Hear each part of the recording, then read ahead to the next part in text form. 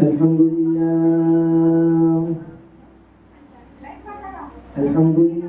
نحمده ونستعينه ونستغفره ونؤمن به ونتوكل عليه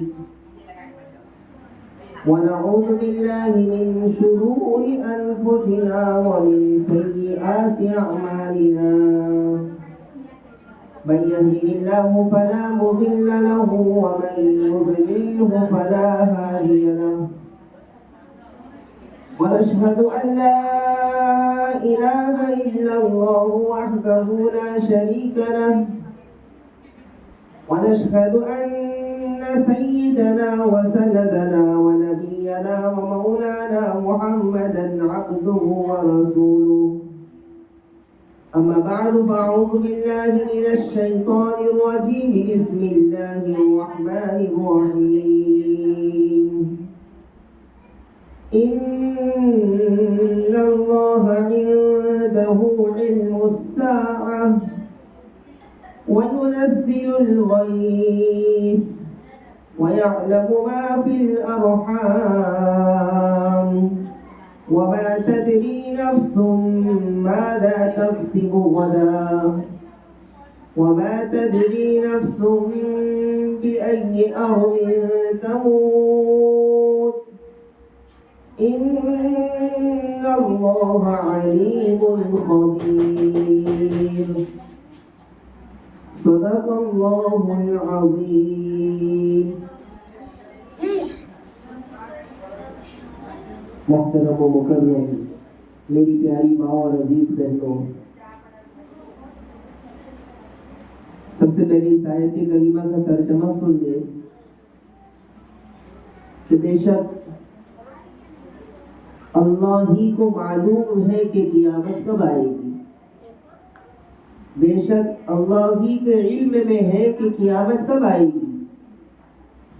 وَيُنَزِّلُ الْغَيْثَ، اور بارش کب ہوگی اور بارش کب برسے گی یہ اللہ ہی کو معلوم ہے. وَيَعْلَمُ مَا فِي الْأَرْحَامِ، اور ماں کے رحم میں جو ہے وہ کیا ہے اللہ ہی جانتا ہے،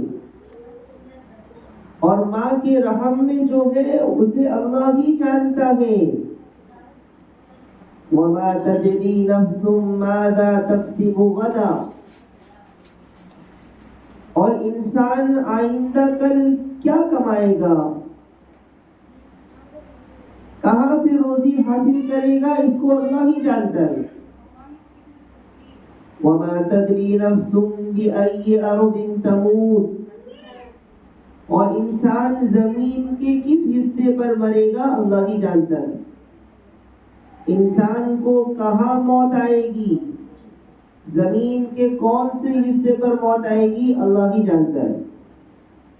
ان اللہ علیم خبیر، بے شک اللہ تبارک و تعالی بہت زیادہ جاننے والا، بہت باخبر ہے. 5 چیزیں اس آیت کریمہ میں بیان فرمائی. سب سے پہلی بات تو بیان فرمائی کہ قیامت کب آئے گی اللہ کو معلوم، بارش کب ہوگی اللہ ہی کو معلوم ہے، اور ماں کے پیٹ میں کیا ہے اللہ ہی جانتا ہے.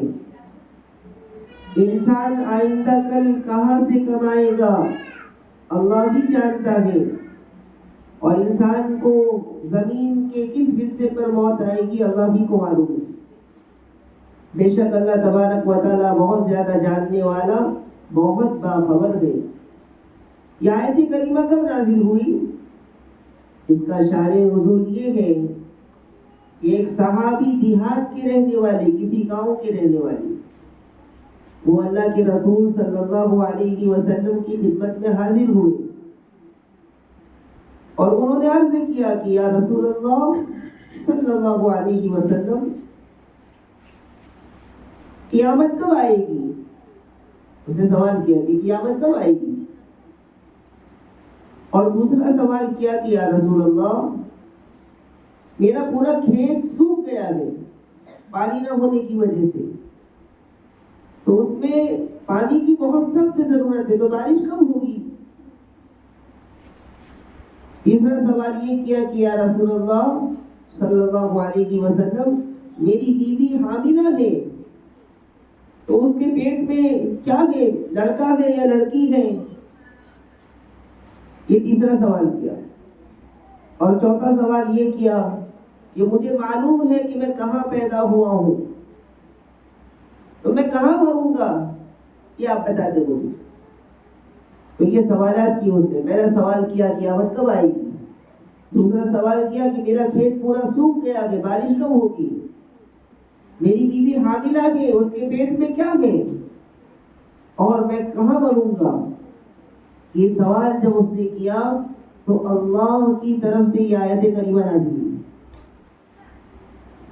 اور اس آیت کریمہ میں بتلا دیا کہ ان 5 چیزوں کا علم اللہ کے علاوہ کسی کو بھی نہیں ہے۔ حتیٰ کہ آتا ہے کہ فرشتوں کو بھی اس کا علم نہیں ہے، یہاں تک کہ نبیوں کو بھی اس کا علم نہیں ہے ان 5 چیزوں کا۔ ہاں شرط یہ کہ اللہ تعالیٰ ان کو بتلا دے، لیکن ذات خود رسول کو، خود نبی کو ان چیزوں کا علم اس وقت تک نہیں ہوتا جب تک اللہ تعالیٰ کی طرف سے وحی کے ذریعے بتلا نہ دیا جائے۔ تو یہ 5 چیزیں ایسی ہیں کہ ان کا علم اللہ کے علاوہ کسی کو بھی نہیں ہے۔ قیامت یقیناً آنے والی ہے اور برحق ہے، اور ابھی آپ نے کچھ دن پہلے علامت قیامت کی 10 بڑی نشانیاں بھی سنی، اور اس میں سے بہت ساری علامتیں پائی گئی ہیں، اور قیامت آنے والی ہے۔ لیکن کب آئے گی قیامت، کب آئے گی قیامت کسی کو نہیں معلوم، اس کا صحیح علم کسی کے پاس نہیں ہے اللہ کے علاوہ۔ اللہ برحق جانتا ہے کہ کون سی گھڑی میں قیامت آنے والی ہے، اور ہم یہ فکر کریں کہ ہم نے قیامت کی کیا تیاری کی۔ ایک بہت بڑے بزرگ گزرے ہیں، محدث ہیں، فقیہ ہیں، امام مالک رحمۃ اللہ علیہ۔ امام مالک رحمۃ اللہ علیہ نے خواب میں رسول اللہ صلی اللہ علیہ وسلم کی زیارت کی۔ تو آپ صلی اللہ علیہ وسلم کی جب زیارت ہوئی تو ان کے ذہن میں ایک سوال تھا، انہوں نے بہت مرتبہ ہمارے نبی کی زیارت کی خواب میں، تو ان کے ذہن میں ایک سوال تھا کہ اب میں خواب میں ہمارے نبی کو دیکھوں گا تو سوال کروں گا کہ موت کب آئے گی، موت کب آئے گی۔ اور اللہ کے جو نیک بندے ہوتے ہیں ان کو موت کا انتظار ہوتا ہے، اس لیے کہ انہیں اللہ سے ملنا ہوتا ہے، انہیں آخرت کا یقین ہوتا ہے۔ تو امام مالک رحمۃ اللہ علیہ نے سوچا کہ اب خواب میں زیارت ہوگی تو ہمارے نبی سے پوچھ لوں گا۔ تو ہمارے نبی صلی اللہ علیہ وسلم کو عرض کیا کہ میرا ایک سوال ہے۔ آپ نے فرمایا بولو۔ تو امام مالک نے کہا کہ یا رسول اللہ موت کب آئے گی؟ تو آپ صلی اللہ علیہ وسلم نے ایسے 5 انگلیوں سے اشارہ کیا، ایک ہاتھ اٹھا کر کے 5 انگلیوں سے اشارہ کیا ہتھیلی کے ذریعے، اور خواب ختم ہو گیا۔ تو امام مالک رحمۃ اللہ علیہ بڑے پریشان ہوئے کہ اس خواب کا کیا مطلب ہوگا، میں نے پوچھا تھا کہ موت کب آئے گی، اور اللہ کے رسول صلی اللہ علیہ وسلم نے جواب دینے کی بجائے 5 انگلیوں کا اشارہ کیا، کیا مطلب ہوگا۔ وہ بھی بڑے محدث تھے، بڑے اللہ کے ولی تھے، بہت بڑے عالم دین تھے امام مالک رحمۃ اللہ علیہ، حدیث کی بہت بڑی کتاب لکھی ہے انہوں نے۔ ایک کتاب ہے موطا امام مالک، حدیث کی کتاب، ان کے بارے میں آتا ہے کہ ہر روز 2 رکعت نماز پڑھتے تھے اور حدیث لکھتے تھے، اور اس طریقے سے انہوں نے کتاب مکمل کی۔ جب کتاب مکمل ہو گئی تو کعبۃ اللہ کے پاس گئے اور جا کر کے دعا کی کہ یا اللہ اگر یہ کتاب صحیح لکھی ہے میں نے تو اس کتاب کو رہنے دے، اور اس پہ غلطی ہے تو اس کو ضائع کر دے۔ تو الحمدللہ وہ کتاب مقبول ہوئی، اور بڑے بڑے مدرسوں کے اندر حدیث کی کتابوں میں وہ کتاب بھی پڑھائی جاتی ہے، اتنے بڑے عالم تھے۔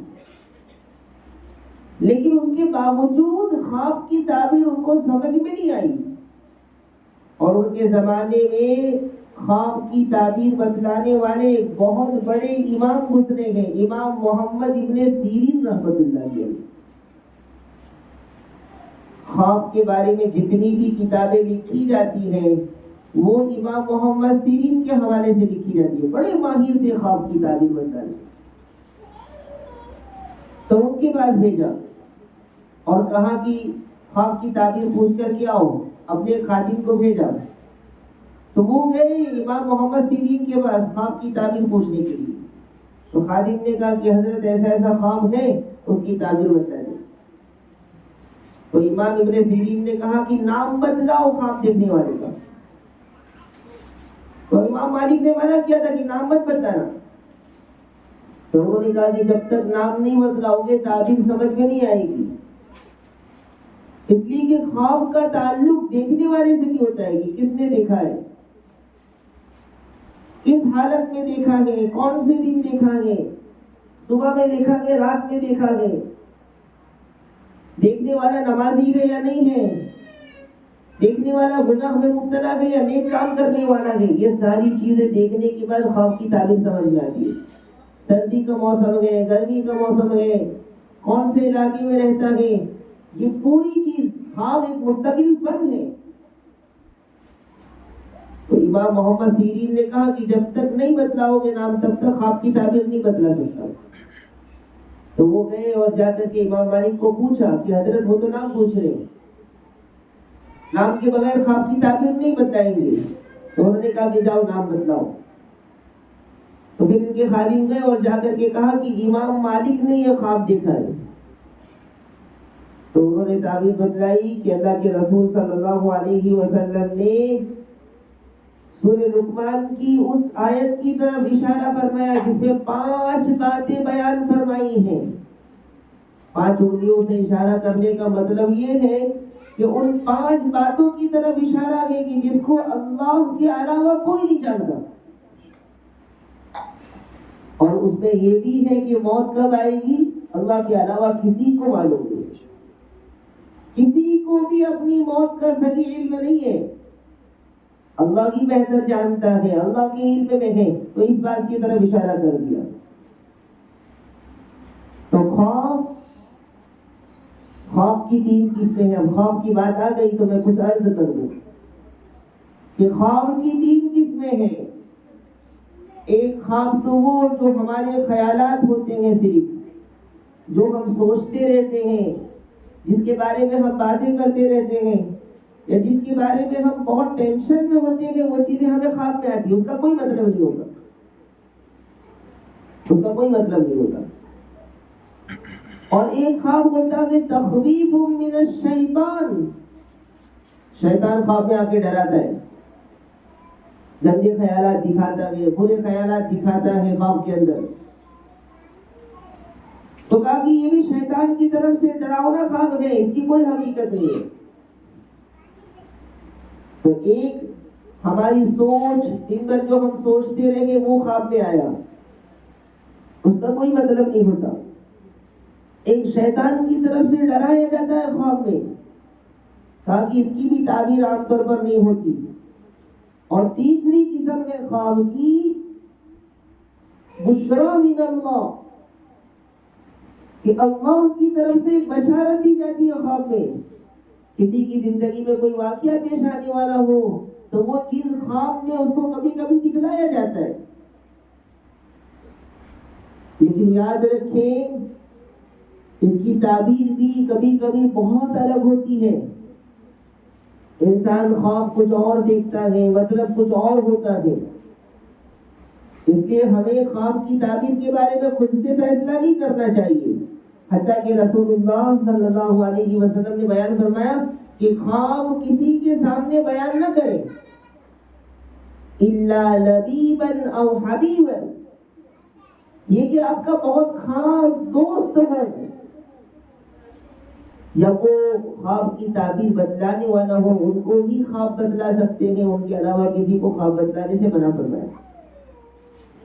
بیٹی نے خواب دیکھا تو ماں کے سامنے ذکر کرے، اگر ماں خیر خواہ ہے تو، یا کوئی بہت بڑے عالم دین ہے جو خواب کی تعبیر بتلا سکتے ہیں، ان کے سامنے ذکر کرے۔ کیوں ذکر کرنے سے منع فرمایا؟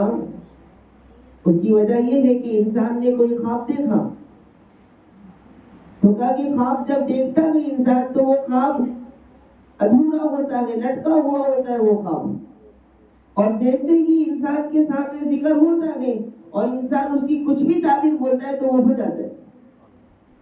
ایسا ہے خواب کا معنی. ایک شخص نے خواب دیکھا اور اس نے خواب میں دیکھا کہ میرا ایک پیر مشرق میں ہے، ایک پیر مغرب میں ہے، ایک پیر مشرق اور ایک پیر مغرب میں. تو اس نے کسی کے سامنے ذکر کیا کہ میں نے تو خواب دیکھا کہ میرا ایک پیر مشرق میں ہے، ایک پیر مغرب میں ہے. تو جس کے سامنے بیان کیا خواب، اس نے کہا کہ اتنا لمبا تم نے پیر کیا تو تمہارا پیر پھٹا نہیں اور تم مرے نہیں. تو یہ کہنا تھا کہ اس کا انتقال ہو گیا. اس لیے خواب کبھی کسی کے سامنے بیان نہیں کرنا چاہیے، اس لیے کہ خواب کا مطلب بہت الگ ہوتا ہے. اور کبھی کبھی خواب کی تعبیر دیکھنے والے کی حالت کے اوپر ہوتی ہے. جیسے ایک بہت بڑے بزرگ تھے، انہوں نے خواب دیکھا، ان کے پاس ایک شخص آیا خواب کی تعبیر پوچھنے کے لیے. تو حضرت درس دے رہے تھے، تو خواب پوچھنے والے نے پوچھا کہ حضرت میں نے خواب دیکھا کہ میری چارپائی کے نیچے، میرے پلنگ کے نیچے آگ لگی ہے. یا خواب میرے پلنگ کے نیچے آگ لگی ہے. تو حضرت نے فرمایا کہ تمہارا گھر خالی کر دو، گھر جلنے والا ہے. گھر خالی کر دو، گھر میں آگ لگنے والی ہے. اور اس نے جا کر کے فوراً گھر خالی کیا اور گھر میں آگ لگی اور گھر جل گیا. دوسرا شخص آیا کچھ دنوں کے بعد، حضرت میں نے خواب دیکھا ہے کہ میرے پلنگ کے نیچے آگ لگی ہے. ایک دم بالکل سیم خواب دونوں کا. حضرت میں نے خواب دیکھا ہے کہ میرے پلنگ کے نیچے آگ لگ رہی ہے اور آگ چل رہی ہے. حضرت نے فرمایا تمہارے پلنگ کے نیچے کھدائی کرو، وہاں خزانہ چھپا ہوا ہے. پہلے والے کو کہا کہ تمہارا گھر چلنے والا ہے اور دوسرے کو کہا کہ تمہارے پلنگ کے نیچے خزانہ ہے. ان کے پاس بیٹھنے والے جو لوگ تھے درس میں، حضرت دونوں کا خواب ایک تھا اور آپ نے الگ الگ مطلب بیان کیا. حضرت نے فرمایا کہ پہلا شخص آیا تھا، اس نے بہت گرمی کے زمانے میں خواب دیکھا تھا اور گرمی میں آگ نقصان پہنچاتی ہے، اور دوسرے والے نے جو خواب دیکھا وہ سردی کے زمانے میں دیکھا اور سردی میں آگ بہت زیادہ فائدے مند ہوتی ہے. تو اس اعتبار سے دونوں کی تعبیر الگ الگ ہوئی. تو خواب کا معاملہ ایسا رہتا ہے، اس لیے اپنا خواب کسی کے سامنے بیان نہیں کرنا چاہیے. اور ہر خواب کی کوئی تعبیر نہیں ہوتی کہ ہر خواب کی کوئی تعبیر ہو، ہر خواب کا کوئی مطلب ہو، ایسا نہیں ہوتا. اس لیے ہمیں رات میں سوتے وقت ساری دعائیں پڑھنی چاہیے، کم سے کم آیت الکرسی اور چاروں کل ہمیں پڑھ کر سونا چاہیے. اگر چھوٹے بچے ہیں تو ان پر دم کر کے سوئیں. آپ پڑھیں، اپنے اوپر دم کریں اور اپنے بچوں کے اوپر دم کریں. لیکن عام طور پر ہم لوگ اس طریقے سے نہیں سوتے، جس کی وجہ سے پھر ہمارے اوپر شیطانی اور جناتی حملے بھی ہوتے ہیں رات میں. ہمیں معلوم نہیں ہوتا، وہاں سے جنات اور شیطان گزرتے رہتے ہیں اور ہمارے جسم کے ساتھ مذاق کرتے ہیں. اس لیے میری مائیں اور بہنیں روزانہ رات میں سوتے وقت بہت ساری دعائیں ہیں، ان دعاؤں کو پڑھ کر کے سونا چاہیے. اگر نہیں پڑھ پا رہے ہیں تو کم سے کم آیت الکرسی ضرور پڑھیں. آیت الکرسی پڑھے اور اپنے اوپر دم کرے.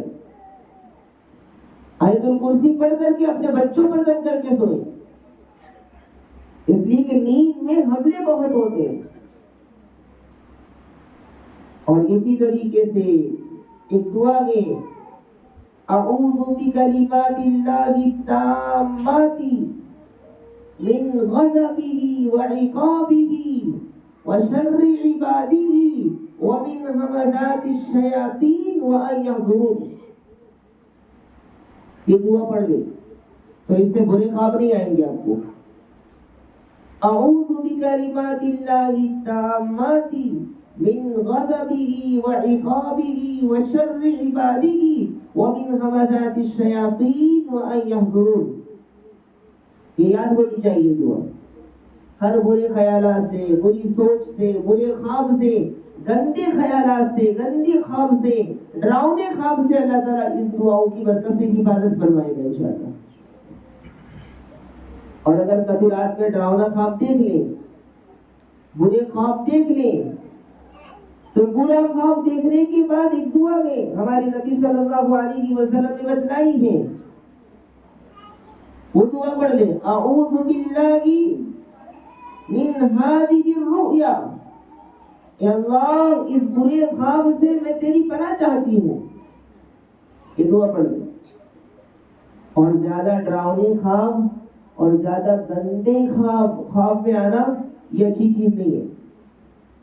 اگر کسی کو ہمیشہ برے خواب آ رہے ہیں، کسی کو ہمیشہ ڈر والے خواب آ رہے ہیں، ڈراؤنے خواب دکھائے جا رہے خواب کے اندر نیند میں، یا بہت گندے خواب آ رہے ہیں، تو یہ اس بات کی علامت ہے کہ کہیں نہ کہیں ان کی زندگی میں جناتی حملے ہو رہے ہیں اور اس کے اوپر کوئی اثرات داخل ہو رہے ہیں.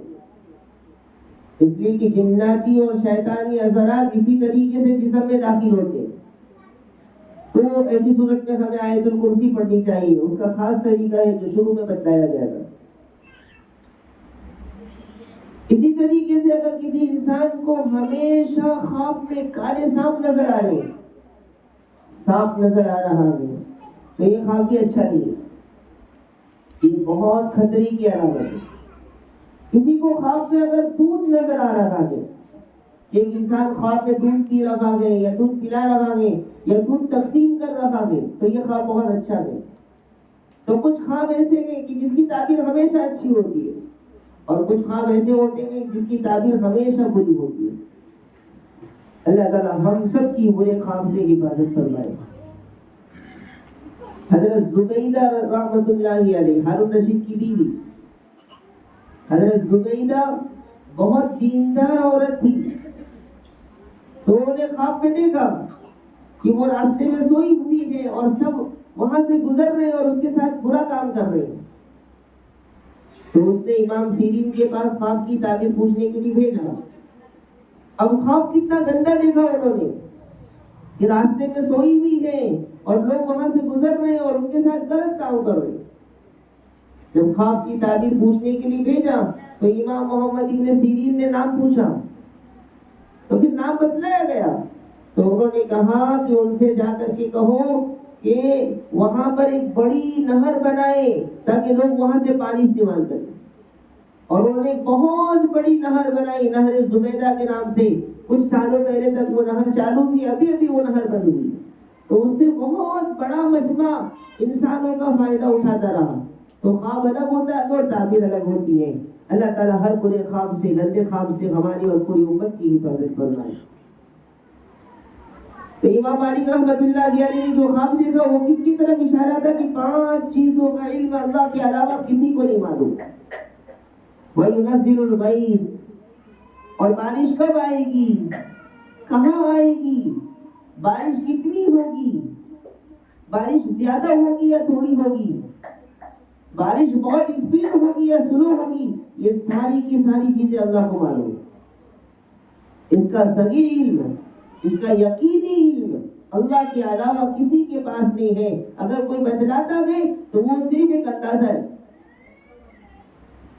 اب کسی کے ذہن میں ہوگا کہ آج کی نیوز میں سیٹلائٹ کے ذریعے ساری چیزیں بتلائی جا رہی ہے کہ بارش ہونے والی ہے، 2 دن تک بارش ہونے والی ہے. کیا آپ کو نہیں معلوم کہ وہ کبھی کہتے ہیں اور کبھی بارش نہیں ہوتی، یا کبھی نہیں کہتے اور کبھی بارش ہو جاتی ہے؟ تو یہاں تو یقین کی بات ہے کہ صحیح علم کہ کتنی بارش ہوگی، کہاں بارش ہوگی، کیسی بارش ہوگی، اللہ ہی کو معلوم. آگے فرمایا وَيَعْلَمُ مَا فِي الْأَرْحَامِ، اور ماں کے پیٹ میں کیا ہے وہ اللہ ہی جانتا ہے. اگر یہ میڈیکل سائنس کچھ ترقی کر گئی اور اسکیننگ کے ذریعے یہ بات بتلائی جا رہی ہے کہ ماں کے پیٹ میں لڑکا ہے یا لڑکی، لیکن یہ بھی اندازہ ہے، یقین نہیں ہے اس کے اندر. اور قرآن کریم میں جو اللہ تعالیٰ فرما رہا ہے کہ ماں کے پیٹ میں کیا ہے وہ اللہ جانتا ہے، صرف لڑکا اور لڑکی کے بارے میں بات نہیں ہے، بلکہ ماں کے پیٹ میں جو ہے وہ کالا ہے یا گورا ہے، وہ صحیح سالم ہے یا بیمار ہے، وہ امیر ہے یا غریب ہے، وہ لڑکا ہے یا لڑکی ہے، وہ نیک ہے یا بدکار ہے، اور ماں کے پیٹ میں جو ہے وہ کہاں پیدا ہوگا، کہاں سے کمائے گا، کہاں سے کھائے گا، کہاں زندگی گزارے گا، کہاں مرے گا، کہاں موت آئے گی، یہ ساری کی ساری چیزیں اللہ کو معلوم۔ اللہ کے علاوہ کوئی نہیں جانتا ہے، کوئی بھی اس کا علم نہیں رکھتا۔ تو اللہ تعالیٰ نے اعلان فرما دیا کہ ماں کے پیٹ میں جو ہے اس کی پوری حقیقت اللہ ہی کو معلوم ہے، اللہ کے علاوہ کسی کو معلوم نہیں۔ لہذا ایسی چیزوں کے پیچھے نہیں پڑنا چاہیے۔ وَمَا تَدْرِي نَفْسٌ مَاذَا تَكْسِبُ غَدًا، اور انسان آئندہ کل کہاں سے کمائے گا، کہاں سے روزی ملے گی، عام طور پر لوگوں کو اس کی فکر ہوتی ہے۔ تو کہا کہ اس کی فکر تمہیں کرنے کی ضرورت نہیں ہے، تمہیں صرف کوشش کرنا ہے، تمہیں صرف محنت کرنا ہے، روزی کا ذمہ تو اللہ نے لے لیا ہے۔ ماں کے پیٹ میں تھے، ابھی روح نہیں ڈالی گئی تھی، اور تب سے اللہ تعالیٰ نے لکھ دیا ہے کہ یہ کتنا کمائے گا، کتنا کھائے گا، کہاں سے ملے گا، کیسا ملے گا، یہ ساری چیزیں پہلے سے لکھ دی گئی۔ وَمَا مِن دَابَّةٍ فِي الْأَرْضِ إِلَّا عَلَى اللَّهِ رِزْقُهَا، کہ رزق تو اللہ کے ذمے ہے، اللہ نے اپنے ذمے لے لیا ہے۔ اور ہمیں معلوم ہونا چاہیے کہ پوری دنیا کے اندر اللہ نے بے شمار مخلوقات بنائی ہیں، ان تمام مخلوقات میں صرف انسان ایک ایسی مخلوق ہے جو روزی کے لیے پریشان ہے، باقی کسی مخلوق کو کوئی فکر نہیں۔ کوئی مخلوق اتنا پریشان نہیں ہے روزی کے لیے، جو اشرف المخلوقات ہیں، جن کو اللہ نے سمجھ دی ہے، عقل دی ہے، وہ انسان کی روزی کے لیے پریشان ہے۔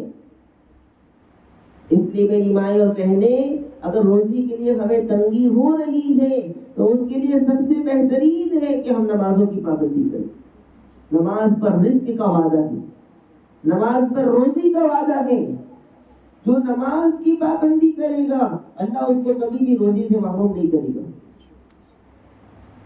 اور روزی کے لیے سب سے بہترین وظیفہ ہے نماز کے بعد۔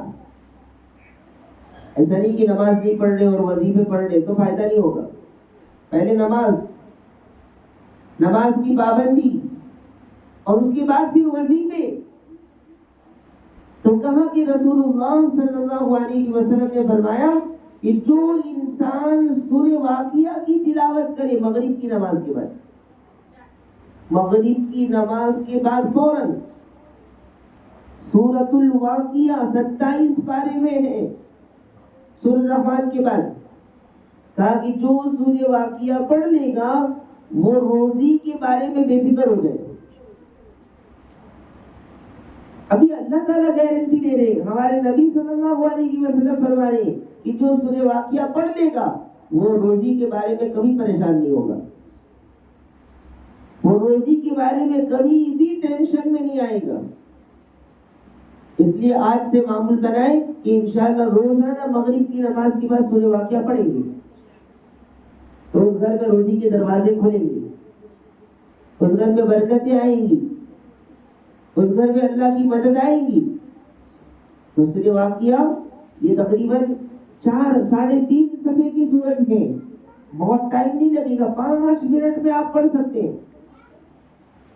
تو ارادہ کریں کہ جن کو آتا ہے وہ آج سے شروع کریں گے انشاءاللہ، اور جن کو نہیں آتا ہے وہ سیکھیں گے، اور روزانہ پڑھیں تو پھر انشاءاللہ آپ دیکھیں گے کہ روزی کے دروازے کیسے کھلتے ہیں۔ روزی کے دروازے کھلنے کا مطلب یہ نہیں ہے کہ انسان کے پاس بہت پیسے آ جائیں۔ کسی کے ذہن میں یہ ہوگا کہ روزی کا مطلب یہ کہ گھر میں پیسے کی پیسے ہو، یہ روزی نہیں ہے، یہ تو مصیبت بھی ہوتی ہے کبھی کبھی۔ روزی کا مطلب یہ ہے کہ تھوڑے سے پیسے میں آپ خوشی خوشی زندگی گزار رہے ہیں اور آپ کی زندگی میں کوئی غم نہیں ہے، آپ کی زندگی میں ٹینشن نہیں ہے، آپ کی زندگی کے اندر گھروں میں بیماری نہیں ہے، جھگڑے نہیں ہیں، یہ روزی ہے، یہ روزی ہے اللہ کی طرف سے، روزی میں برکت ہے۔ کبھی کبھی گھروں میں پیسے بہت ہوتے ہیں لیکن جھگڑے ہی جھگڑے، صبح جھگڑے شام میں جھگڑے، پیسے بہت ہیں، کھانے کی چیزیں گھر میں بہت ہیں لیکن کوئی نہ کوئی بڑی بیماری میں مبتلا ہے۔ پیسے تو بہت ہیں لیکن گھر کے اندر بڑے بڑے ٹینشن چل رہے ہیں، تو کہا کہ یہ پیسے ہونے کے باوجود بھی روزی میں برکت نہیں ہے۔ تو ہمیں تو روزی میں برکت مانگنا ہے، ہمیں کثرت نہیں مانگنا ہے، برکت مانگنا ہے، کثرت نہیں مانگنا ہے کہ یا اللہ بہت زیادہ مال عطا فرما، بہت زیادہ پیسے دے، ایسا نہیں مانگنا ہے، یہ تو بد دعا ہو گئی۔ ہمیں تو دعا مانگنی کہ یا اللہ ہماری روزی میں برکت عطا فرما، ہمارے مال میں برکت عطا فرما، ہماری عمر میں برکت عطا فرما، ایسی دعا کرنی۔ تو سورۃ الواقعہ روزی کے بارے میں بہت بہترین دعا ہے۔ کیسا اللہ تعالیٰ نظام چلا رہا کہ پوری دنیا کا، پوری کائنات کو اللہ تعالیٰ کھلا رہا ہے، اور ایسی ایسی مخلوق ہے کہ آپ اندازہ نہیں لگا سکتے۔ حضرت سلیمان علیہ السلام کے بارے میں آتا ہے کہ اللہ نے حضرت سلیمان علیہ السلام کو صرف انسانوں پر ہی نہیں بلکہ انسانوں کے ساتھ ساتھ جناتوں پر، جانوروں پر، پرندوں پر، سب پر حکومت عطا فرمائی۔ حضرت سلیمان ہر مخلوق کی زبان سمجھتے تھے، ہر مخلوق کی بات سمجھتے تھے وہ، اس لیے کہ اللہ نے ان کو ایسی حکومت دی تھی کہ ان کے بعد کسی کو ایسی حکومت نہیں دی۔ ہر نبی انسانوں پر حکومت کرتے ہیں، وہ انسانوں کے ساتھ ساتھ جناتوں پر بھی حکومت کرتے تھے، اور سارے جانوروں پر، سارے پرندوں پر ان کی حکومت تھی۔ تبھی تو مشہور ہے کہ حضرت سلیمان کا قاصد جو تھا وہ ایک پرندہ ہدہد تھا، ہدہد۔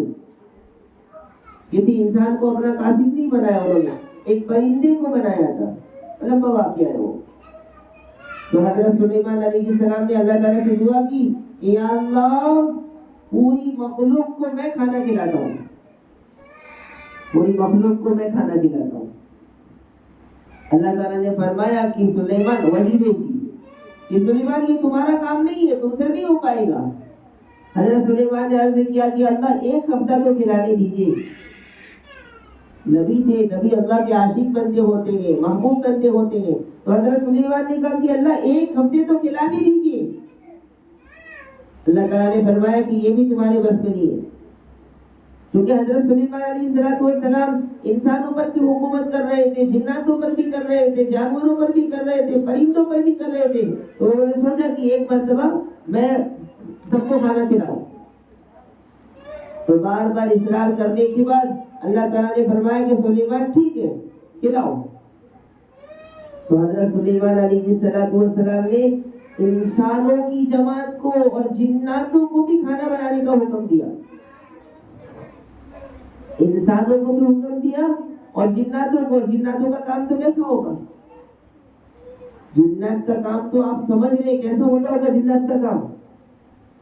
تو انسانوں کو بھی کھانا بنانے لگایا، اور جتنے بھی حلال چیزیں تھی کھانے کی وہ سب جمع کروایا، اور انسان بھی کھانا بنا رہے ہیں اور جنات بھی کھانا بنا رہے ہیں، اور کئی دن تک کھانا پکتا رہا، اور ہواؤں پر بھی حکومت تھی حضرت سلیمان کی۔ تو حضرت سلیمان نے ہوا کو حکم دیا کہ ہوا تو زور سے چلتی رہے تاکہ کھانا خراب نہ ہو۔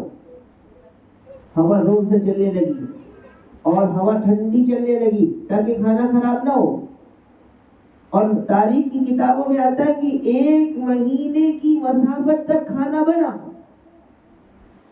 1 مہینے کی مسافت تک کھانا بنتا رہا، کھانا بنتا رہا، اس لیے کہ انسانوں کو نہیں، انسانوں کے ساتھ ساتھ تمام مخلوق کو کھانا کھلانا تھا۔ تو کھانا بنتا رہا اور 1 مسافت تک کھانا بنتا رہا، اور پورا بن کر کے جنگل میں، میدانوں میں جمع ہو گیا۔ تو اللہ تعالیٰ کی طرف سے وحی آئی کہ سلیمان میری کس مخلوق کے ذریعے تم کھانا شروع کرو گے، دعوت کھانا شروع کرواؤ گے۔ حضرت سلیمان علیہ السلام نے عرض کیا کہ اللہ آپ جسے چاہیں. تو اللہ نے بحر محیط ایک سمندر میں اس سمندر کی ایک مچھلی کو حکم دیا کہ جاؤ کھانا شروع کرو. تو بہت مشہور ہو گیا تھا, بہت شور ہو گیا تھا کہ حضرت سلیمان کی طرف سے سب کو دعوت گئی, انسانوں کو, جناتوں کو, جانوروں کو, حیوانوں کو, پرندوں کو, چوٹیوں کو. یہ مشہور ہو گیا تھا اس زمانے کے اندر. تو بحر محیط کی ایک مچھلی آئی اور آنے کے بعد کھانا شروع کیا. ایک لقمے میں پورا کھانا ختم ہو گیا, ایک نوالی میں پورا کھانا ختم. حضرت سلیمان سے عرض کیا سلیمان اور لاؤ. حضرت سلیمان نے کہا 1 مہینے تک کھانا بنا کے انسانوں نے بنایا, جناتوں نے بنایا, ابھی تک تیرا پیٹ نہیں بھرا. وہ مچھلی کہنے لگی سلیمان اتنا کھانا تو روز مجھے اللہ 3 وقت پیٹ بھر کے کھلاتا ہے, اور تم نے 1 وقت کا کھانا مجھے دیا اور وہ بھی مہمانوں سے ایسا سوال کر رہے ہو کہ پیٹ نہیں بھرا. کیا مہمانوں سے ایسی بات کرنی چاہیے؟ تو حضرت سلیمان علیہ السلام کو احساس ہو گیا کہ یہ میرا کام نہیں ہے. فوراً سجدے میں گر گئے اور معافی مانگی کہ یا اللہ مجھ سے بڑی غلطی ہو گئی کہ میں نے ایسا کام اپنے ذمہ لیا جو مجھ سے نہیں ہو سکتا. تو کیسی اللہ کی مخلوق ہوگی؟ ابھی تو بحر محیط کی صرف ایک مچھلی باہر آئی تھی, اگر ایسی 1000 مچھلی آتی تو کون کھانا کھلاتا؟ تو اس مچھلی نے کہا کہ روزانہ اللہ مجھے 3 ٹائم ایسا کھانا پیٹ بھر کے کھلاتا ہے, اور پتہ نہیں کیسی کیسی مخلوق ہوگی, اللہ کی کیسی کیسی مخلوق. اللہ سب کو کھلاتا ہے تو کیا انسان کو نہیں کھلائے گا؟ شرط یہ ہے کہ اللہ کا ہو جائے, اللہ کا بن جائے, اللہ سب کچھ اس کا بنا دے. ایک مسلمان فجر کی نماز ہو رہی ہے, سویا ہوا ہے, فجر کی نماز ختم ہو گئی, سویا ہوا ہے. ہمارے نبی صلی اللہ علیہ وسلم نے فرمایا اللہ نے صبح میں برکت رکھی ہے, برکت. آپ دیکھیں گے کہ جب آپ فجر کی نماز میں اٹھ کر گھر کا کام کریں گے تو بہت جلدی گھر کا پورا کام ختم ہو جائے گا. اور جب آپ دیر سے اٹھیں گے 10 بجے, گھر سے جب انسان اٹھتا ہے گھر کے اندر 8 بجے 9 بجے فجر کی بعد اٹھ رہا ہے آرام سے, اور عورتیں گھر کے کام میں لگی تو شام تک ہی اس کا کام ختم نہیں ہوگا. کیوں؟ اس لیے کہ برکت نہیں ہے. تو صبح میں برکت رکھی ہے. تو جو انسان فجر میں سویا ہوا ہے اور فجر کی نماز کو نہیں گیا, فجر کی جماعت میں نہیں شریک ہوا, فجر کی نماز نہیں پڑھی اس نے, اللہ اس کی روزی میں کیسے برکت عطا کرے؟ اللہ اس کو کیسے روزی دے گا؟ اس لیے پہلے ہمیں اللہ کا بننا چاہیے اور اس کے بعد پھر دیکھیے اللہ تعالیٰ کیسے روزی کا انتظام فرماتا ہے. ایک بہت بڑے بزرگ گزرے گئے, حضرت مولانا پیر ذوالفقار احمد نقشبندی دامت برکاتہ. وہ فرماتے ہیں کہ ایک مرتبہ ہم لوگ جا رہے تھے ہماری کار میں بیٹھ کے, تو ہماری کار بہت اسپیڈ چل رہی تھی. تو وہ فرماتے ہیں کہ اچانک سے میں نے دیکھا کہ ایک کتا دوڑتے ہوئے آیا اور ہماری کار کے نیچے چلا گیا. تو حضرت مولانا پیر ذوالفقار صاحب حیران ہو گئے اور پریشان ہو گئے کہ یا اللہ یہ کتا کار کے نیچے آیا, پتہ نہیں کیا ہوا. وہ چاروں طرف دیکھنے لگے, کتا کہاں دکھ رہا ہے, کہاں دکھ رہا ہے, تو کتا کہیں بھی نظر نہیں آیا. اب وہ پورے راستے سوچتے رہے پتہ نہیں کتا مر گیا میری کار کی وجہ سے, پتہ نہیں کتا زخمی ہوا, مجھے نظر بھی نہیں آیا. اور پورے راستے وہ فرماتے کہ میں پریشان تھا. وہ فرماتے جہاں مجھے جانا تھا میں وہاں پہنچا. جب میں وہاں پہنچا تو میں نے دیکھا کہ جیسے ہماری گاڑی رکی تو وہ کتا گاڑی کے نیچے رکا ہوا تھا. وہ فرماتے ہیں کہ گاڑی کے نیچے کتا کہاں چھپا تھا, اتنی اسپیڈ گاڑی کے نیچے آیا اور گاڑی کو کہاں پکڑا, کیا کیا اس نے, اور کیسے کتا وہاں پہنچا.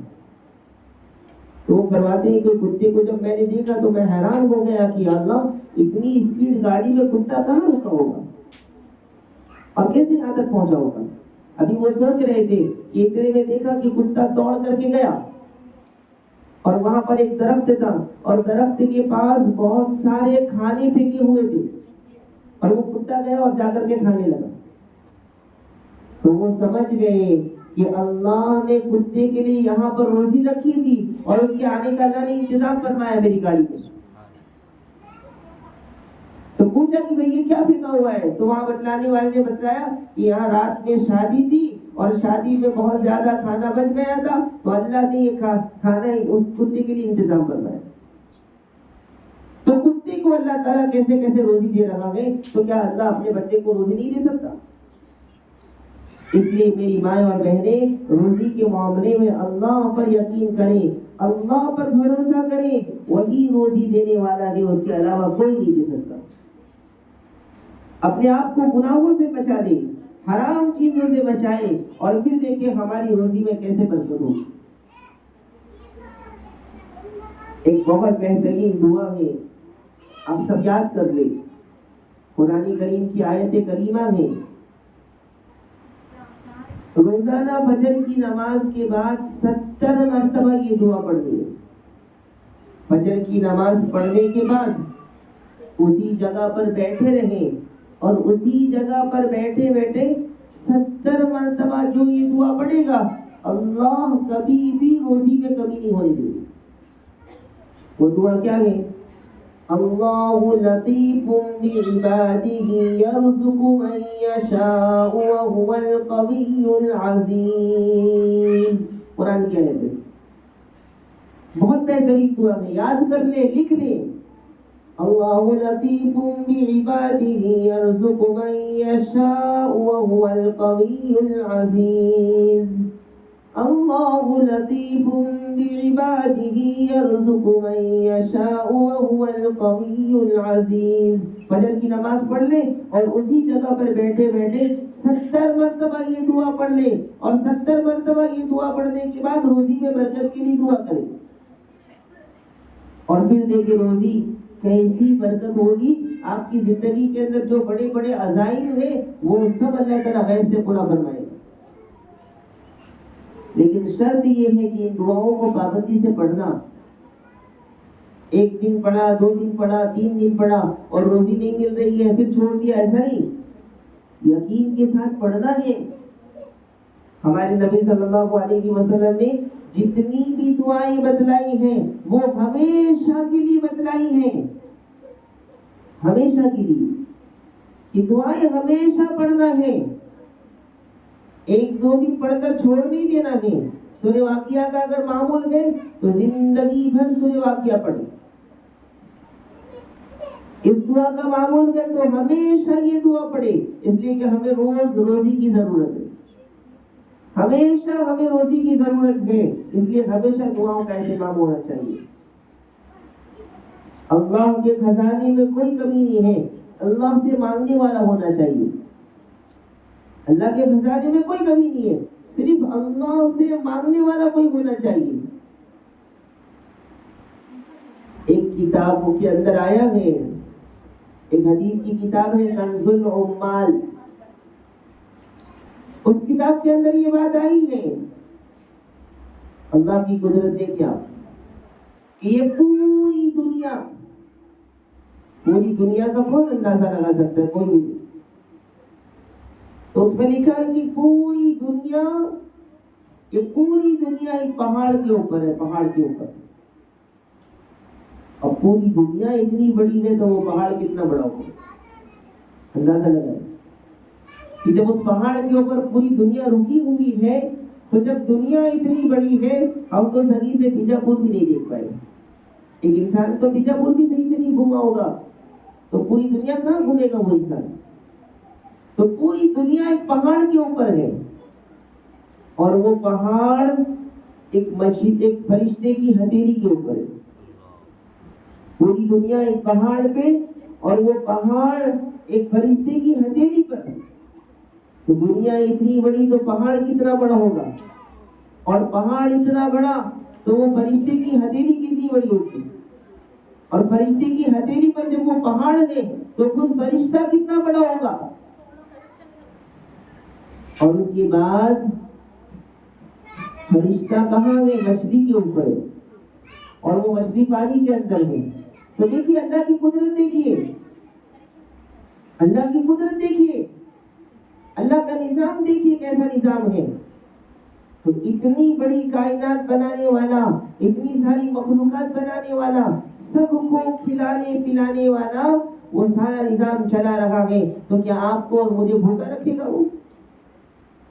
ایسا کبھی نہیں ہو سکتا۔ لیکن شرط ہے کہ ہم اللہ سے جڑیں، شرط یہ ہے کہ ہم اللہ سے مانگیں اور اللہ سے جڑ جائیں۔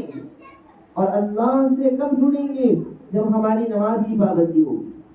نماز کے ذریعے انسان اللہ سے جڑتا ہے، نماز کے ذریعے اللہ سے قریب ہوتا ہے۔ تو سب سے پہلے اگر ہمیں دنیا میں اور آخرت میں کامیابی چاہیے تو سب سے پہلا عمل جو ہمیں شروع کرنا ہوگا نماز کی پابندی۔ نماز کی پابندی ہو گئی، ایک بزرگ فرماتے ہیں کہ نماز کی پابندی ہو گئی تو نماز کے ساتھ ساتھ دوسرے سارے کاموں کی پابندی ہوگی، اور جس کی نماز صحیح نہیں اس کی زندگی کے دوسرے اعمال بھی صحیح نہیں ہوں گے۔ اللہ تعالیٰ ہم سب کو اخلاص کے ساتھ، پابندی کے ساتھ، خشوع اور خضوع سے نماز کی پابندی کی توفیق عطا فرمائے۔ وَمَا تَدْرِي نَفْسٌ بِأَيِّ أَرْضٍ تَمُوتُ، اور انسان کہاں مرے گا یہ کسی کو نہیں معلوم۔ انسان کی موت کب آئے گی کسی کو نہیں معلوم۔ ہم سب کو مرنا ضرور ہے، ہم سب کو جانا ضرور ہے، ہمیں قبر کی وادی سے گزرنا ہے، قبر کے گھڑے سے گزرنا ہے۔ اور یاد رکھیں یہ بہت خطرناک وادی ہے، بہت اندھیری رات ہے، اور تنہائی کا گھر ہے، کیڑے مکوڑوں کا گھر ہے، سانپ اور بچھوؤں کا گھر ہے۔ یہ اندھیری کوٹری، یہاں کوئی آپ کے ساتھ جانے والا نہیں ہے، لیکن جانا تو ضرور ہے، جانا ضرور ہے۔ تو اب ہمیں کیا کرنا چاہیے؟ اس کی تیاری کرنی چاہیے، اس کی تیاری کرنی چاہیے۔ دنیا کرائے کا گھر ہے، دنیا دھوکے کا گھر ہے، اور اس گھر میں رہنے کے لیے انسان لاکھوں کروڑوں روپے کا گھر بناتا ہے۔ جس گھر کو چھوڑ کر جانا ہے، جس گھر کو تنہا کر کے جانا ہے، دوسروں کے حوالے کر کے جانا ہے، اس گھر کے لیے پوری زندگی قربان کر کے انسان لاکھوں کروڑ روپے خرچ کر کے اپنا گھر بناتا ہے، بنگلہ بناتا ہے، گاڑیاں خریدتا ہے، اور وہ سب چھوڑ کر چلا جاتا ہے۔ لیکن جہاں جانا ہمیشہ کے لیے ہے، جہاں کوئی میرے ساتھ نہیں جا سکتا، جہاں کوئی میرے ساتھ نہیں آ سکتا، جہاں کوئی میری آواز نہیں سن سکتا، وہاں جانے کی کوئی تیاری ہمارے پاس نہیں۔ حسن بصری رحمت اللہ علیہ بہت بڑے اللہ کے بزرگ ہیں، اپنے زمانے کے سب سے بڑے ولی گزرے ہیں، وہ ایک قبر پہ کھڑے ہوئے، ایک قبر پہ کھڑے تھے، اور وہاں ایک نوجوان تھا۔ تو حضرت نے فرمایا کہ یہ قبر میں جو چلا گیا ہے، جو مر گیا ہے، اگر وہ زندہ ہو جائے تو کیا کرے گا؟ اگر وہ زندہ ہو جائے تو کیا کرے گا؟ تو اس نوجوان نے کہا کہ حضرت اگر وہ زندہ ہو جائے تو کبھی بھی کوئی گناہ نہیں کرے گا، اور کبھی کوئی نیک کام نہیں چھوڑے گا۔ نمازوں کی پابندی، تہجد کی پابندی، قرآن کی تلاوت، اچھے اخلاق، حلال مال کی کمائی، سارے نیک کام کرے گا۔ حضرت حسن بصری نے فرمایا کہ وہ تو چلا گیا، واپس نہیں آ سکتا، ابھی ہم تو نہیں گئے ہیں، ہمارے پاس وقت ہے، وہ تو نہیں آ سکتا، نہیں کر سکتا، ہمیں اللہ نے موقع دیا، ہمیں کرنا چاہیے۔ تو آج سے اس گھر کی فکر میں لگ جائے، اس گھر کی فکر میں لگ جائے، اور کبھی کبھی تنہائی میں بیٹھ کر کے اپنی موت کو یاد بھی کریں، جس کو موت کا مراقبہ کہتے ہیں۔ کبھی رات کی اندھیریوں میں اٹھیں اور اپنے دل میں سوچیں کہ جب لوگ میرے جنازے میں آئیں گے اور مجھے نہلا کر کے، کفنا کر کے مجھے قبرستان لے جائیں گے، اور میرا باپ بھی، میرے سارے رشتہ دار، میرا بھائی، میرے شوہر، میرا بیٹا، سب مجھے قبر کی تنہائیوں میں چھوڑ کر کے چلا آئے گا، کوئی بھی میرا ساتھ نہیں دے گا، کوئی میرے ساتھ نہیں آئے گا، کوئی میری مدد نہیں کرے گا۔ اور 40 قدم لوگ جب قبرستان سے نکل جائیں گے، فوراً قبر کے فرشتے آپ کے پاس آئیں گے اور آ کر کے سوال جواب کریں گے۔ اگر نعوذ باللہ، اللہ کی پناہ، 1000 مرتبہ اللہ کی پناہ، اللہ ہماری حفاظت فرمائے، اگر خدا نہ خواستہ ہمارے سوال جواب میں کمی ہو گئی، فوراً قبر کا عذاب شروع ہوگا، فوراً قبر کے اندر سے سانپ بچھو نکلنے شروع ہوں گے، ان القبر روضۃ من ریاض الجنہ او حفرۃ من النار، قبر یا تو جنت کے باغوں میں سے ایک باغ بن جائے گا یا جہنم کے کھڑوں میں سے کھڑا بنے گا۔ تو اس کی کچھ تیاری کر لیں، اس کی کچھ فکر کر لیں، اس کے لیے کچھ جمع کر لیں، اس کے لیے کچھ آگے بھیج دیں، تاکہ کل قیامت کے دن جب ہماری موت آئے اور جب ہم مر جائیں تو ہماری وہ نیکیاں قبر میں کام آئیں۔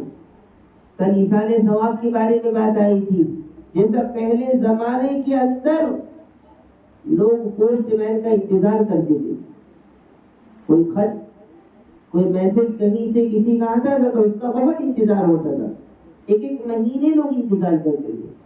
آج کے زمانے میں سہولت ہو گئی، اس لیے پوسٹ مین کی کوئی قدر نہیں ہے، تو پہلے زمانے کے اندر بہت قدر ہوتی تھی۔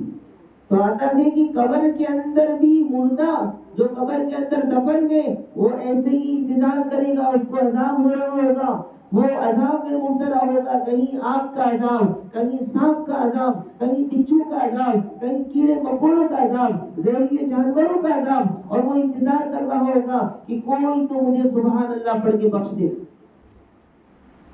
کوئی تو مجھے کچھ پڑھ کے بخش دے، کوئی تو میرے لیے ایصال ثواب کرے۔ وہ انتظار میں ہوگا، پریشان ہوگا، وہ روتا ہوگا اور کہیں سے کچھ نہیں آئے گا۔ اچانک سے اس کے رشتہ دار میں اگر کوئی انسان کچھ پڑھ کر کے بخش دے، کچھ ثواب پہنچا دے، تو پوسٹ مین کی طرح فرشتے لے کر کے جائیں گے اور بتلائیں گے کہ تمہارے رشتہ دار نے، تمہارے دوست نے، تمہارے فلاں پہچان والے نے یہ دے کر کے بھیجا گے، اور اس کی برکت سے پھر قبر کا عذاب رک جائے گا۔ تو ایسا کوئی نیک کام کرے، ایسی کوئی نیکی جمع کرے کہ میں مر بھی جاؤں، میں دنیا سے چلی جاؤں تو میرے لیے ایصال ثواب ہوتا رہے، میرے لیے قبر کے اندر عذاب قبر سے بچنے کا کوئی ذریعہ بنتا رہے۔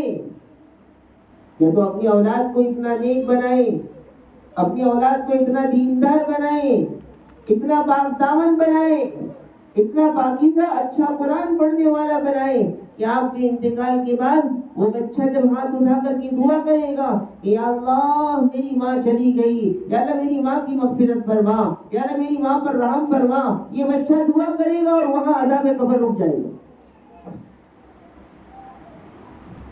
لیکن شرط ہے کہ اولاد بھی نیک ہونی چاہیے، ورنہ آج کے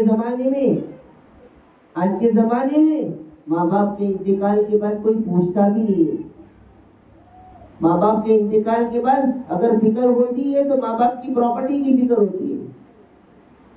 یہ ہو رہا یا نہیں ہو رہا ہمارے معاشرے کے اندر؟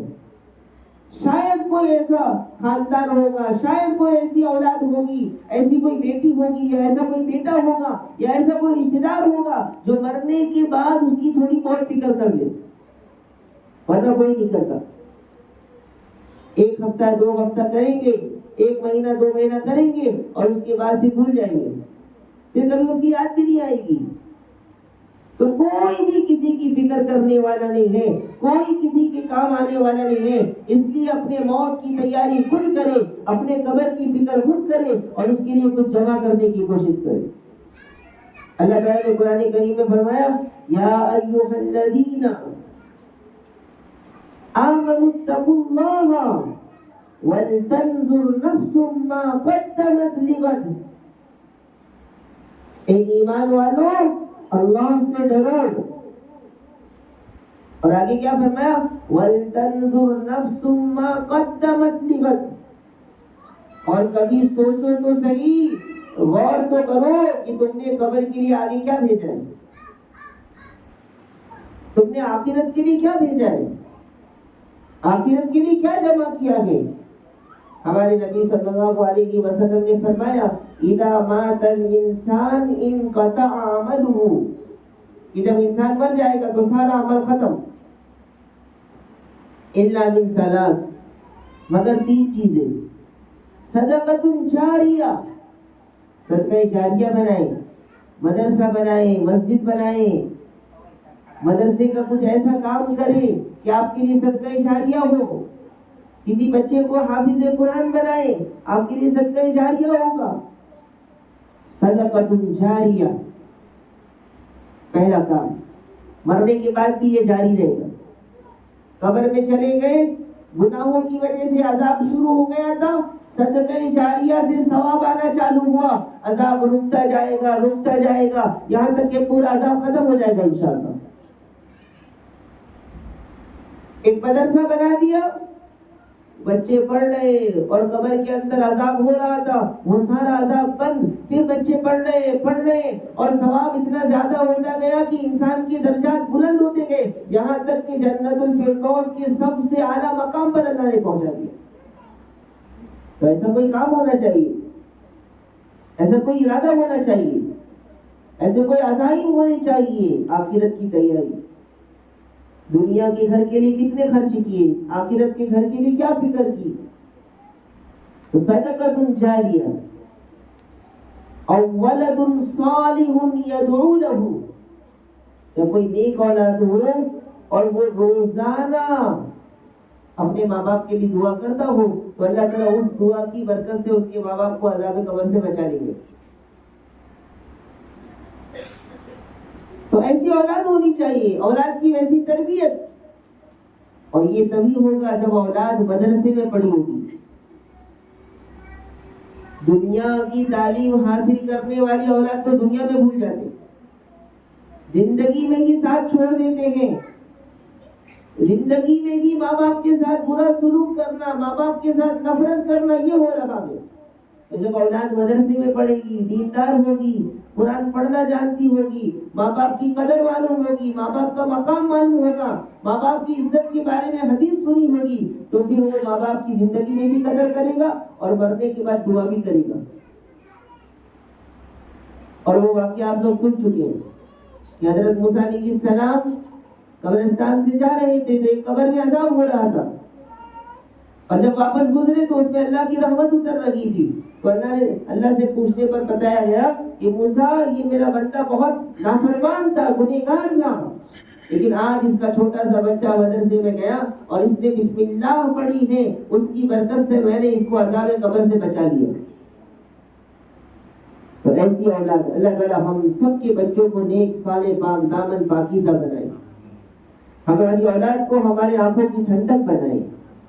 اور تیسری چیز ہمارے نبی صلی اللہ علیہ وسلم نے فرمایا، او علم ينتفع به، او علم ينتفع به، ایسا علم جس سے لوگ فائدہ اٹھائیں۔ آپ نے ایسا قرآن پڑھا تجوید کے ساتھ، اور وہ تجوید کے ساتھ قرآن پڑھ کے آپ نے کسی کو قرآن سکھا دیا۔ میں صرف قرآن سکھانے کی بات نہیں کر رہا ہوں، تجوید کے ساتھ قرآن سکھانے کی بات کر رہا ہوں،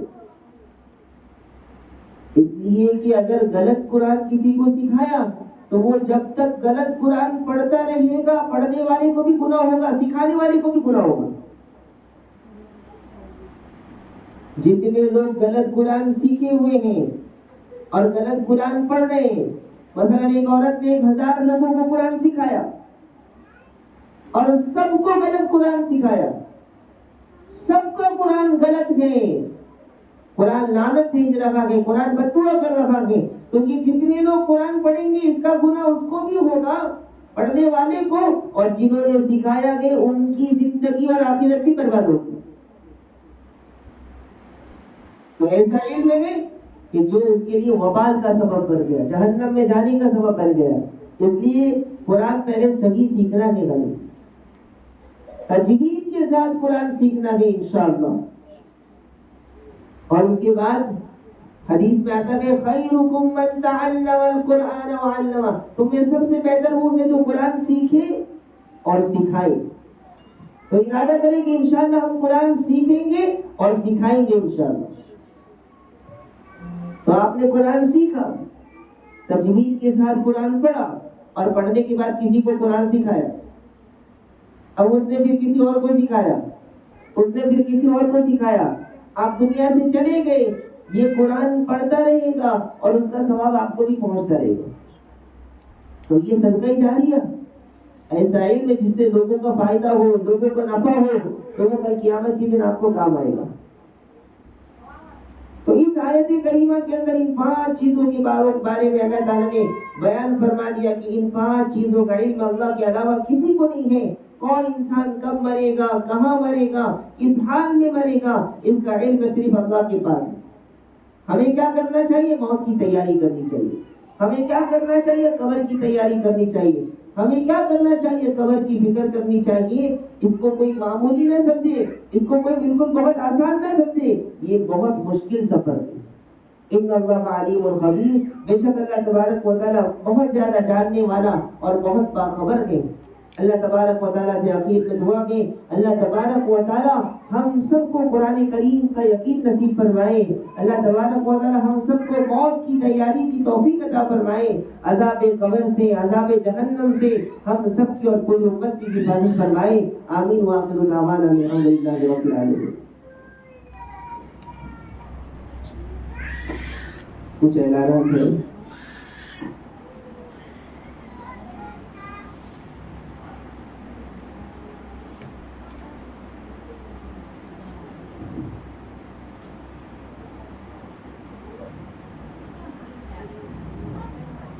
ایک ضروری اعلان یہ ہے کہ کل یہ اعلان کیا گیا تھا، آپ تو طلب والے ہیں، آپ کو بار بار یہ اعلان نہیں آپ کے سامنے نہیں ہونا چاہیے، اس لیے کہ یہاں جو مجمع بیٹھا ہے وہ اپنے شوق سے آیا ہے، اور یہاں جو مجمع بیٹھا ہے ان کا فیصلہ آسمان پر ہوا ہے. تو ان کو بار بار بولنا مناسب نہیں ہے کہ جلد آنے کی فکر کرے. قرآن کریم سے محبت کی علامت ہے. درس قرآن کی عزت اور عظمت ہمارے دل میں ہونی چاہیے کہ درس قرآن شروع ہو جائے اور میں آؤں، یہ بھی اچھی چیز ہے، لیکن اصل تو یہ ہے کہ میں آ کر کے انتظار کروں اور درس قرآن شروع ہو. یہ اصل چیز ہے. درس قرآن کو آپ کی ضرورت نہیں، درس قرآن کو ہماری ضرورت نہیں، ہمیں درس قرآن کی ضرورت ہے. اس لیے میری مائیں اور بہنیں تھوڑا سا اپنا ٹائم آگے پیچھے کر لیں اور وقت پر آئیں. اور صرف آنا نہیں ہے، ساتھ میں لانے کی بھی کوشش کریں سب کو. اور یہ بھی آپ کے لیے صدقہ جاریہ بنے گا. آپ کے کہنے کی وجہ سے کوئی ایک اللہ کی بندی آ گئی آپ کے پڑوس میں سے، آپ کے رشتہ دار میں سے، اور اس نے یہاں پر کچھ سنا اور اس پر عمل کیا، نماز پڑھنے لگی، کوئی دعا پڑھنے لگی، کوئی نیک کام کر لیا، توبہ کر لی، تو آپ کے لیے صدقہ جاریہ ہے. اس کی نیکیوں میں سے اللہ تعالیٰ آپ کو بھی عطا کرے گا. اس لیے جلد آنے کی فکر کریں اور سب کو لانے کی فکر کریں. اور ایک ضروری بات یہ ہے کہ اتوار کو بازار ہوتی ہے چونکہ یہاں پر، تو بازار کی وجہ سے بہت سارے لوگ نہیں آتے، اور ان کی وجہ سے ان کے ساتھ آنے والے بھی نہیں آتے، تو آپ کا بھی نقصان اور آپ کے ساتھ ساتھ جو نہیں آئے ان کا بھی نقصان. تو ان کے نقصان کا ذریعہ کہیں میں تو نہیں بنی. اس لیے بازار کے دن بھی تھوڑا جلدی کر لیں، اس لیے کہ مجھے تو درس قرآن میں جانا ہے، اللہ کی کتاب کا پیغام ہے، اللہ کی کتاب کا میسج ہے. مجھے سارے کام کو قربان کرنا ہے اور سب سے پہلے درس قرآن میں جانا ہے انشاءاللہ. تو خود بھی آئیں اور سب کو لانے کی فکر بھی کریں اور اس کی دعوت بھی چلائیں.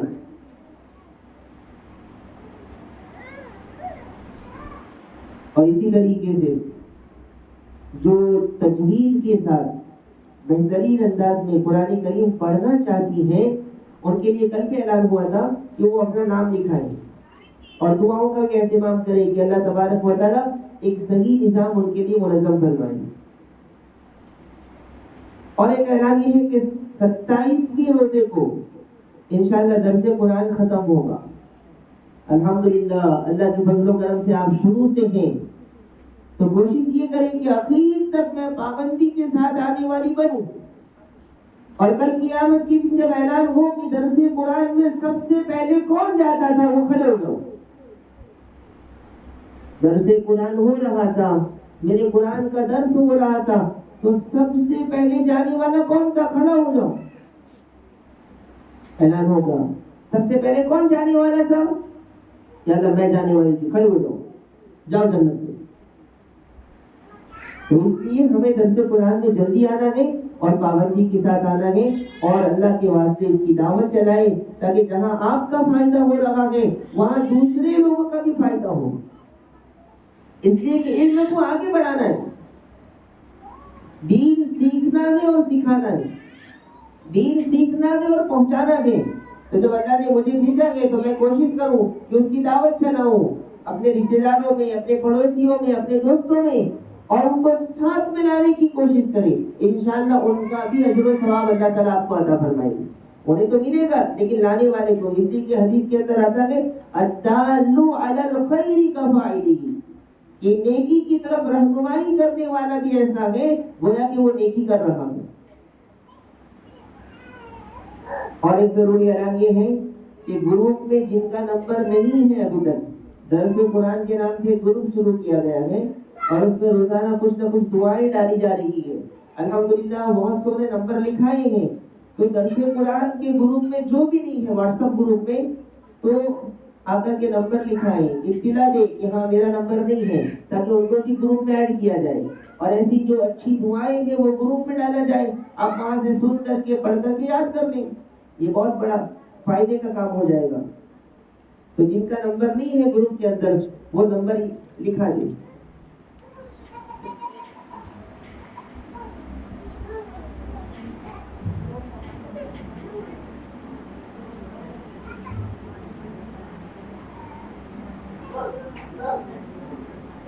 ایک اور اعلان ہے,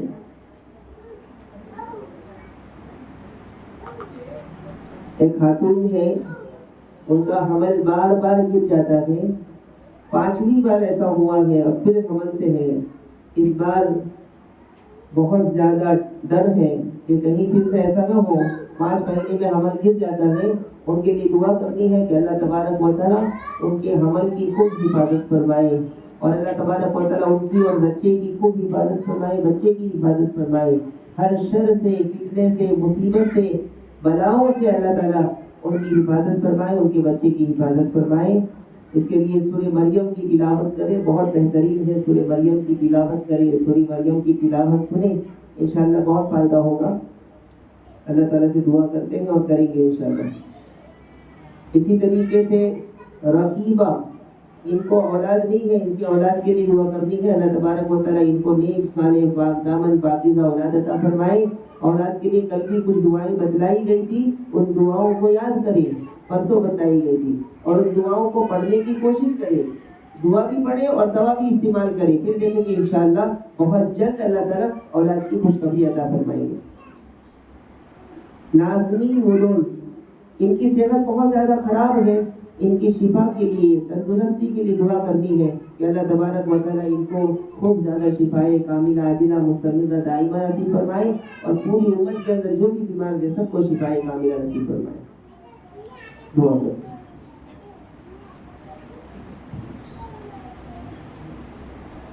بسم اللہ الرحمن الرحیم. یا رب لک الحمد کما ینبغی لجلال وجهک وعظیم سلطانک. یا رب صل وسلم دائما ابدا على حبیبک خیر الخلق كلهم. لا الہ الا انت سبحانک انی کنت من الظالمین. ربنا ظلمنا انفسنا وان لم تغفر لنا وترحمنا لنكونن من الخاسرین. اللهم اغفر لي ذنبي ووسع لي في داري وبارك لي في رزقي. اللهم اغفر لي ولوالدي وللمؤمنين يوم يقوم الحساب. رب اغفر وارحم وانت خير الراحمين. لا اله الا انت سبحانك اني كنت من الظالمين. ربنا ظلمنا انفسنا وَإِن لَّمْ تَغْفِرْ لَنَا وَتَرْحَمْنَا لَنَكُونَنَّ مِنَ الْخَاسِرِينَ. اے اللہ ہم سب کے گناہوں کو معاف فرما دے, ہم سب کے خطاؤں سے درگزر فرما دے. اے اللہ ہم تیرے مجرم بندے ہیں, تیرے ناپاک بندے ہیں, تیرے گنہگار بندے ہیں. اے اللہ اپنے فضل و کرم سے ہم سب کی توبہ قبول فرما دے, ہم سب کے گناہوں کو معاف فرما دے, ہماری مغفرت کا اعلان فرما دے, ہمارے جہنم سے آزادی کا اعلان فرما دے, جنت الفردوس میں داخلہ نصیب فرما دے. اے اللہ ہمارے پاس کوئی ایسی نیکی نہیں ہے کہ جس کو لے کر کے ہم جنت میں جا سکیں. اے اللہ اپنے فضل و کرم سے جنت الفردوس پہ داخلہ نصیب فرما. اے اللہ ہماری مغفرت فرما. اے اللہ پوری امت کی مغفرت فرما. اے اللہ پوری امت کی مغفرت فرما. پوری امت پر رحم فرما. پوری امت پر رحم فرما. پوری امت کی مدد فرما دے. اے اللہ ہمیں اپنے نیک بندوں میں شامل فرما دے. اے اللہ ہمیں غیروں کے حوالے نہ کر. ہمیں تیرے علاوہ کسی کا محتاج نہ بنا. اے اللہ ہمیں کسی کے سامنے ہاتھ پھیلانے والا نہ بنا. غیب سے تو ہماری مدد فرما دے. ہماری ساری ضرورتوں کو غیب سے پورا فرما دے. اے اللہ جو بیمار ہے سب کو شفا نصیب فرما. جو پریشان ہے سب کی پریشانیوں کو دور فرما. جو مقروض ہیں غیب سے ان کے قرض کے پورا ہونے کی شکلیں اور صورتیں پیدا فرما. اے اللہ اس مجمع میں جتنے بیٹھیں گے سب کی مغفرت فرما. سب کی مغفرت فرما. سب کے درجات کو بلند فرما. جنت الفردوس میں داخلہ نصیب فرما. اے اللہ یہ مائیں اور بہنیں اپنے قیمتی وقت کو آگے پیچھے کر کے اے اللہ تیرے قرآن کا درس سننے کے لیے آئی ہے. اے اللہ ان کو قرآن سیکھنے اور قرآن پر عمل کرنے والا بنا دے. اے اللہ قرآن پر عمل کرنے والا بنا دے. اے اللہ ان کے آنے کو ان کے لیے مغفرت کا ذریعہ بنا دے. ان کے قدم قدم پر جنت کے فیصلے فرما. قدم قدم پر مغفرت کے فیصلے فرما. ان کے دل کی تمام دعاؤں کو قبول فرما. ان کے دل کی تمام دعاؤں کو قبول فرما. ان کے دل میں جو بھی ارادے ہیں جو بھی عزائم ہیں سب کو قبول فرما. اے اللہ ان کے گھروں میں برکت نصیب. ان کے گھروں میں خوب برکت عطا فرما. خوب رحمتیں نازل فرما. اے اللہ تمام بلاؤں کو تمام مصیبتوں کو تمام پریشانیوں کو ختم فرما. اے اللہ جنہوں نے دعاؤں کے لیے کہا ہے ان سب کی دعائیں قبول فرما. اے اللہ جن کا حمل گر جاتا ہے اے اللہ حمل کی حفاظت فرما. بچے کی حفاظت فرما اور نیک صالح پاک دامن پاکیزہ اولاد عطا فرما دے. اے اللہ تیرے خزانے میں کوئی کمی نہیں ہے. تو ہر چیز پر قادر ہے. اے اللہ جتنے لوگ بے اولاد ہیں سب کو اولاد صالح عطا فرما. پاک دامن اولاد عطا فرما. اے اللہ جو بیمار ہیں ان کو خوب شفائے کاملہ عاجلہ مستمرہ دائمہ نصیب فرما. اے اللہ جنہوں نے اپنے مرحومین کی دعا کے لیے کہا ہے اے اللہ ان سب کی مغفرت فرما. اے اللہ عفیفہ جو ابھی کچھ دن پہلے تیرے پاس جا چکی ہے اے اللہ اس کی بال بال مغفرت فرما. ان کے درجات کو بلند فرما. عذاب قبر سے عذاب جہنم سے حفاظت فرما. اور بھی کچھ لوگوں نے اپنے والدین کی مغفرت کے لیے دعا کی درخواست کی. اے اللہ ان کی بھی بال بال مغفرت فرما. ان کے درجات کو بلند فرما. اے اللہ اگر کوئی گناہ ہوا ہو اور اس کی وجہ سے قبر کے اندر عذاب ہو رہا ہو اے اللہ اپنے فضل و کرم سے عذاب قبر سے اس کی حفاظت فرما. اے اللہ ان کی قبر کو جنت کے باغوں میں سے ایک باغ بنا دے. اے اللہ ہمارے بچوں کو نیک صالح پاک دامن بنا. ہمارے بچوں کو پاکیزہ بنا. ذکی تقی بنا. اے اللہ ہمارے بچوں کو حافظ قرآن بنا. ہمارے بچوں کو دین کی صحیح سمجھ عطا فرما. اے اللہ ہمارے گناہوں کی وجہ سے ہمارے بچوں کو نیک بننے سے محروم نہ فرما. اے اللہ ہمیں بھی نیک بنا دے. ہمارے بچوں کو بھی نیک بنا دے. ہمیں بھی نمازی بنا. ہمارے بچوں کو بھی نمازی بنا. اے اللہ اس مدرسے کو قبول فرما. اس مدرسے میں خوب برکت عطا فرما. اپنی خاص رحمت عطا فرما. اے اللہ بری نظر سے بری سوچ سے اے اللہ ہر قسم کے شر سے ہماری اور مدرسے کی حفاظت فرما. اے اللہ جنہوں نے اس مدرسے میں مال لگایا ہے 1 روپیہ بھی ہمارے مدرسے کا تعاون کیا ہے ان سب کی مغفرت فرما. جنہوں نے اپنی طاقت کے مطابق خرچ کیا ہے مال لگایا ہے تو اپنی شان کے مطابق انہیں بہترین بدلہ نصیب فرما. اے اللہ ہمارے مدرسے کے لیے اے اللہ جگہ کی بہت ضرورت ہے. اے اللہ بار بار تجھ سے فریاد کرتے ہیں اے اللہ غیب سے مدرسے کے لیے جگہ کا فیصلہ فرما دے. غیب سے مدرسے کے لیے زمین کا انتظام فرما دے. اے اللہ برکت کا فیصلہ فرما. اے اللہ ہمارے پاس تو کچھ بھی نہیں ہے تو ہر چیز پر قادر ہے، غیب سے انتظام فرما یا اللہ، یہاں پڑھنے والوں کو قبول فرما، پڑھانے والوں کو قبول فرما یا اللہ، ہمارے مدرسے کے لیے مخلص احباب، مخلص معاون عطا فرما یا اللہ، جو مانگا وہ بھی عطا فرما، جو مانگنے سے رہ گیا وہ سب عطا فرما، ہماری تمام دعاؤں کو پوری امت کے حق میں قبول فرما۔ جزا اللہ عنا محمد اللہ و اہلہ صلی اللہ علیہ وسلم برحمتک یا